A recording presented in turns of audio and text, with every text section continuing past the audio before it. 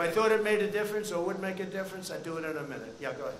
David Jackson, USA Today. My question is about the Durham report, which you have talked about recently. You said, let's see what happens. Now, you've accused people of committing crimes against you during the Russian investigation. Yeah, sure. They spied on my campaign, that's right. They spied on my campaign, and if they were Democrats, they would have been in jail 2 years ago. They would have been in jail, literally, if this side were the Democrat side, they would have been in jail 2 years ago for 50-year terms for treason and other things. Excuse me, my question is, do you want the Justice Department to indict people over this? I'm not going to say that. I have to see the report. I haven't seen it. I don't know if that was a good thing, smart thing, I don't know. But nobody can complain about it. I have every right to have been very much involved, and maybe someday I'll get involved in it. They spied on my campaign, and that includes Biden and Obama. They spied on my campaign trying to defeat me. They wrote up a fake dossier that has proven to be totally fake, written by Christopher Steele, paid for by Hillary Clinton and the Democrats, and they used that illegally in the FISA courts. If we did what they did, you would have many people in jail right now, and you have, other than the one agent that admitted his guilt, that he forged documents. We don't have that yet, but the report hasn't been issued yet. Let's see what happens. But let me just say something. President Obama and Biden, Sleepy Joe, he knew everything that was happening. They were spying on my campaign and they got caught.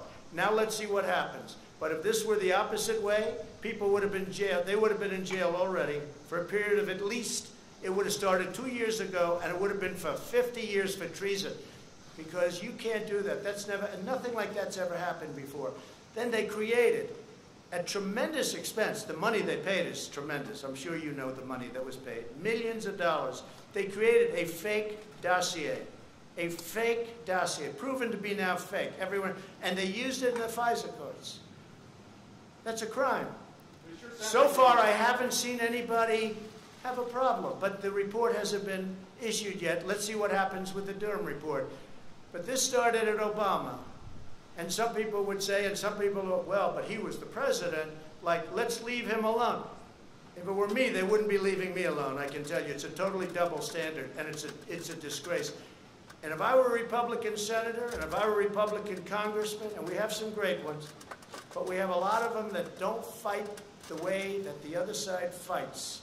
We have much better policy. We have much better things going for us, like borders, and walls, and immigration, and no sanctuary cities, and they have a lot of bad stuff going.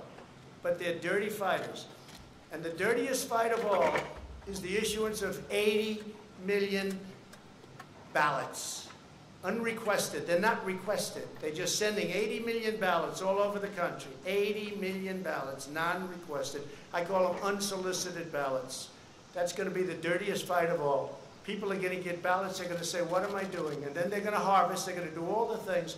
And if you look at the last period of 6 months, take a look at the races where they've sent ballots out.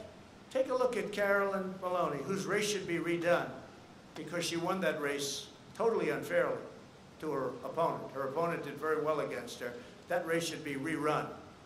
But they declared her the winner because they heard I found out about it.